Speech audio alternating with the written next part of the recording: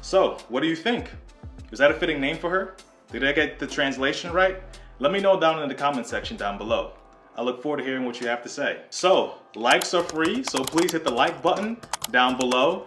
Like I said, please send me a comment, subscriptions, hitting the subscribe button is also free also. I appreciate all of your support of this YouTube channel. So please like, comment, subscribe, share this with a friend, hit the bell button to get a notification anytime I post a new video, because I really appreciate everyone's support of this YouTube channel. And as I put more content out for you guys, I want you to be able to be the first ones to know, especially if you send me a request to get your very own Igbo name. So if you don't have an Igbo name, you didn't grow up in the culture, feel free to hit my Instagram DM. It's in the description down below. I'm gonna ask you some questions, and then you let me know your personality traits, and I'll give you the perfect Igbo name, all right? So make sure to hit that bell button so you'll be the first to know whenever I post your video.